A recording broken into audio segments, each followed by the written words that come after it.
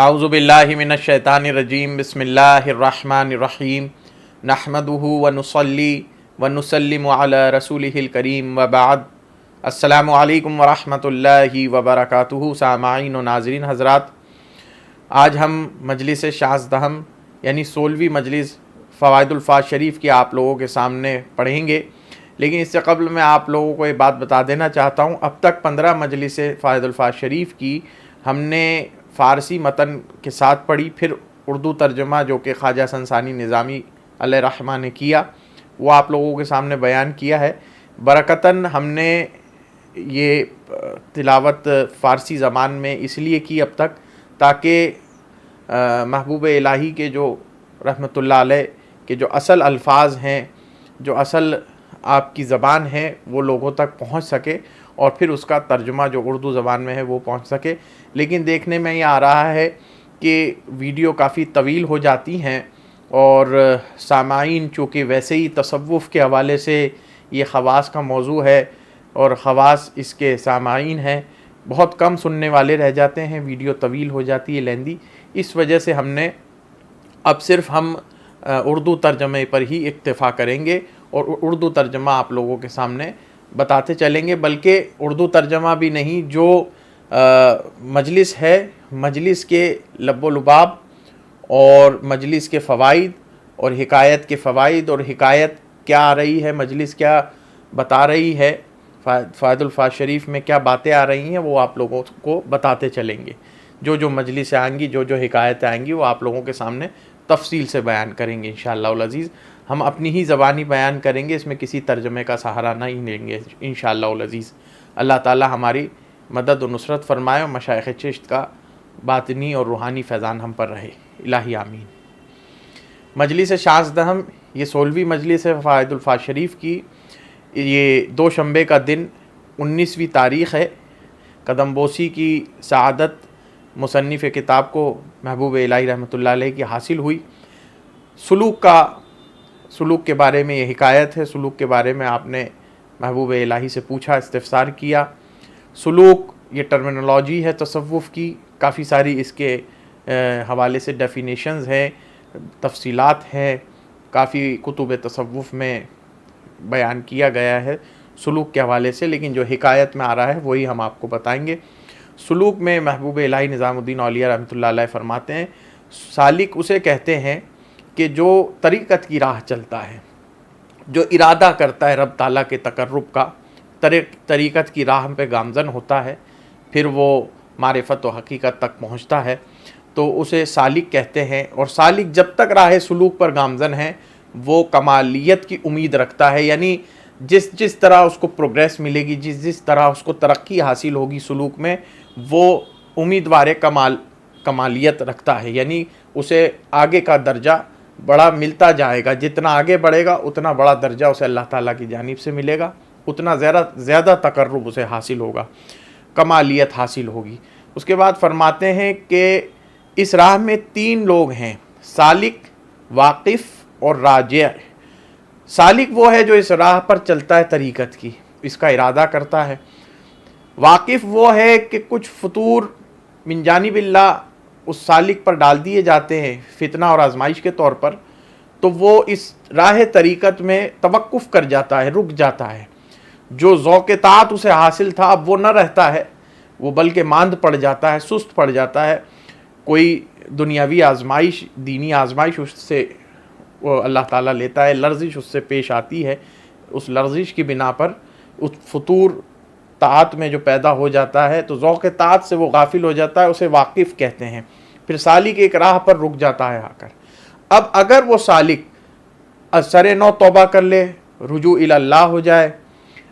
انابت کر لے، انابت اختیار کر لے، توبہ استغفار کر لے کہ جو اس سے لرزش اس راہ میں پیش آئی ہے، تو اللہ تعالیٰ پھر اسے راجع کر دیتا ہے، یعنی پھر سے سلوک کی طرف لوٹا دیتا ہے۔ اور اللہ نہ کرے، الیاذ باللہ، وہ رجوع الی اللہ نہ ہو، انابت کا راستہ اختیار نہ کرے، توبہ استغفار کا راستہ اختیار نہ کرے، تو وہ سالک پھر کبھی بھی سالک نہیں ہو پاتا، سلوک اختیار نہیں کر پاتا، وہ واقف راہ رہ جاتا ہے، یعنی وہ ایک جگہ پر آ کے ٹھہر جاتا ہے، پھر اسے ترقی حاصل نہیں ہوتی۔ مزید برآں خواجہ نظام الدین اولیاء سلطان جی رحمۃ اللہ علیہ اس کی تفصیل مزید بیان فرما رہے ہیں کہ سالک اس راہ سلوک میں 7 مقامات آتے ہیں۔ آپ یہ بھی دیکھتے چلیں کہ خواجہ نظام الدین اولیاء محبوب الہی سلطان جی جو کہ مشائخ چشت کے اکابرین مشائخ چشت سے ہیں، بابا صاحب بابا فرید الدین گنج شکر رحمۃ اللہ علیہ کے جانشین ہیں، خلیفہ اعظم ہیں، کس طرح آپ معرفت و علوم باطنی کا سمندر آپ کے پاس ہے، اور یہ کہنا کہ صوفیہ صافیہ اور بالخصوص مشائخ چشت یہ ناخواندہ تھے، فقط قوالی پر رقص کرنے والے حضرات تھے، ایسا نہیں ہے۔ ان کے پاس وہ ذوقیہ مضامین ہیں، لیکن یہ جو تصوف کے مبادیات ہیں، علم شریعت ہے، اس سے یہ لوگ پورے طریقے سے بھرپور تھے، ظاہر و باطن ان کا بالکل مکمل کامل تھا، اور اس کے ساتھ یہ تصوف پر بڑی زبردست گرفت رکھتے تھے صوفیہ اور بالخصوص مشائخ چشت اور محبوب الہی نظام الدین اولیاء جو کہ ترجمان مشائخ چشت ہیں، ترجمان چشتیت ہیں۔ فرماتے ہیں کہ راہ سلوک میں جو لغزش پیش آتی ہے اس کی 7 مقامات ہیں۔ پہلا مقام اعراض، دوسرا مقام حجاب، دوسرا مقام حجاب، تیسرا مقام تفاصل، چوتھا مقام سلب مزید، پانچواں مقام سلب قدیم، چھٹواں مقام تسلی، ساتواں مقام عداوت۔ یہ 7 مقامات ہیں۔ پہلا مقام جب راہ سلوک میں سالک کو لرزش پیش آتی ہے، کوئی فطور طاعت میں فطوری پیش ہوتی ہے، فطور پیدا ہوتا ہے، فتنے میں مبتلا ہوتا ہے، لرزش پیش آتی ہے، تو وہ اس کے لیے ایک مثال آپ تمثیل بیان کرتے ہیں کہ اس کو اس طرح سمجھنا چاہیے جیسے ایک عاشق اور معشوق۔ عاشق سالک ہے، معشوق جس کا اس نے ارادہ کیا، مقصود حقیقی، مطلوب حقیقی، معبود حقیقی، الہ، اس کا رب اللہ جس کا وہ تقرب چاہتا ہے، وہ معشوق ہے اس کا۔ اب جب کوئی سالک راہ سلوک میں اس سے لرزش پیش آ جاتی ہے تو سب سے پہلے معشوق جو ہے خالق کے حقیقی، اس کا رب، اس سے اعراض کر لیتا ہے، اس سے پیچھے ہٹ جاتا ہے، اس سے روح گرداں ہو جاتا ہے، اس سے اعراض کرنے لگتا ہے، دور ہونے لگتا ہے۔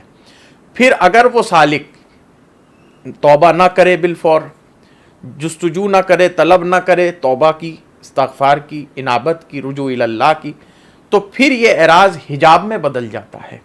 اور حجاب کی تمثیل دیتے ہوئے محبوب الہی سلطان جی رحمۃ اللہ علیہ فرماتے ہیں، آپ دونوں آستینوں کو اپنی چہرے انور پر یوں کرتے ہیں اور فرماتے رب تعالیٰ یعنی معشوق اپنے عاشق سے اس طرح حجاب کر لیتا ہے کہ چہرہ اپنے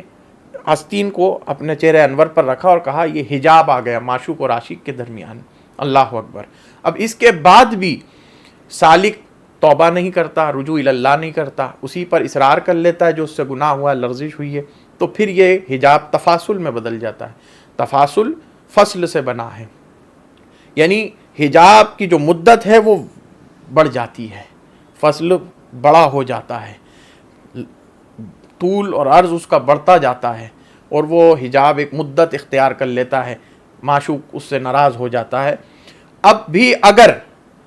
اسی پر وہ اصرار کرتا ہے، قائم رہتا ہے سالک یعنی عاشق، اور پھر رجوع اللہ نہیں کرتا، تو یہ تفاصل سلب مزید میں بدل جاتا ہے۔ سلب سے مراد چھین لینا ہوتا ہے، سلب مزید سے مراد یہ ہے جو طاعت اور جو عوارض و وظائف سے ذوق طاعت جو اس کو حاصل تھا، رب تعالیٰ وہ ذوق طاعت اس سالک بندے سے، اس راہ طریقت پہ چلنے والے سالک سے وہ ذوق طاعت چھین لیتا ہے۔ پھر بھی اگر وہ اسی پر اصرار کرتا ہے اور رجوع اللہ نہیں کرتا، تو پھر اللہ تعالیٰ اس سے معشوق حقیقی جو اس کا معبود حقیقی ہے، اس عاشق سالک کا، وہ اسے سلب قدیم میں ڈال دیتا ہے۔ یعنی جو طاعت اور ذوق اور شوق اور جو عوارض و وظائف سے جو اس کو راحت قلبی اور جسمانی حاصل تھی، جو راحت باطنی اس کو حاصل تھی، یعنی سلب مزید سے پہلے جو اس کو ایک مرتبہ حاصل تھا وہ بھی اس سے جاتا رہتا ہے۔ سلب قدیم یعنی اس سے اب سب کچھ ہی چھین لیا جاتا ہے۔ اب کیا ہوتا ہے؟ اب ایک مقام آتا ہے جس پہ تسلی کہتے ہیں، یعنی رب تعالیٰ معشوق حقیقی جو ہے اتنا اس سے بے پرواہ بے نیاز ہو جاتا ہے اس عاشق اور سالک سے کہ اب وہ جس حالت میں رہے اس سے اللہ تسلی میں ہے، اسی حالت پہ اس کو چھوڑ دیتا ہے، اسے کوئی اس کی پرواہ نہیں ہوتی۔ اب آخری ایک مقام آتا ہے، اللہ تعالی ہم کو اس ایسے مقام سے